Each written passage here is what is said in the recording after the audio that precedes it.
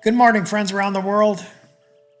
As we consider ways we can build healthier and happier relationships with those we're close to and those we love through this meditation series, let's consider choices and consequences. It was 1962, and I had just gotten my driver's license. I was all excited, and I went to Dad and asked him if I could have the family car for the weekend. He smiled and said, "No, you can have it either Friday night or Saturday night. Which would you prefer?" I stopped and thought. Then I said, "Friday night, because that's when we have our high school football games." So I was all set for Friday night. I told all my friends I got the car. Over supper that night, I asked Dad what time I had to get home. He said, "Oh, I don't care. Come home any time you want." "Really?" "Sure," Dad said. So after supper, I asked him for the keys to the car. As I was walking out the door, he said to me, "Eddie, if you want the car next weekend, you'll have it home in the garage by midnight. Okay, son?" I looked at him with sort of a grimace, and he said, "You're free to come home anytime you want, Ed. You have your freedom. It's just that if you want the car next weekend, you'll be home at midnight. You agree?" "Yeah, Dad. I'll see you before then." And sure enough, I pulled in the garage at 11:55. Mom and Dad were still up, I guess waiting for me. They smiled and Mom asked, "How was your night, Eddie?" And I said, "Oh, it was great. We won."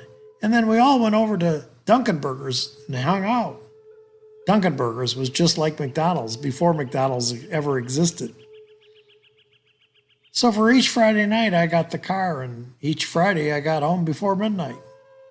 I knew that that was the program. Dad gave me the freedom to do whatever I wanted, but he taught me that there are consequences to each choice I made. I felt really good about that arrangement, and Dad taught me a lot about life with this freedom he gave me.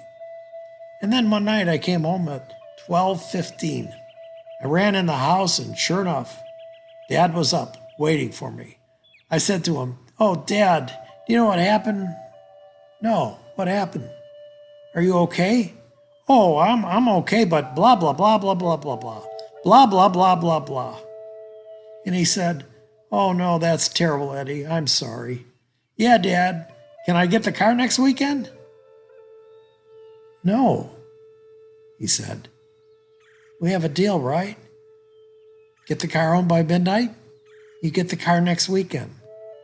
It's 12:15, son, and we're not going to argue about this. You agreed." "But Dad," I looked at his face and I knew I wasn't going to convince him of anything. Now, I'd like to tell you that from that day on, I always got the car home by midnight. I didn't. In fact, one night, I came home at 12:40, walked in the door, threw the keys to Dad, and said, "I'll see you in 2 weeks." Choices and consequences. It's really a lot about life, isn't it? And we can practice this in all our relationships, not just with our kids. "John, if you want to eat dinner with me and the kids, it will be served at 6 o'clock. You're free to be home at 6 and eat with us, and you're free to stop off and have a couple of beers with the guys. It's your choice, honey. Home at 6, you eat with us. Home after 6, you eat alone. If you come home drunk, we will not make love. If you come home sober, we can talk about it. If you clean your room, you can go to the football game. If you don't clean your room, no football." We have happier and healthier relationships when we have a sense of freedom in them, and the choices we make in that freedom always have consequences. The challenging thing in choosing the consequence in our relationships is to make them doable. Sometimes that requires a bit of creativity.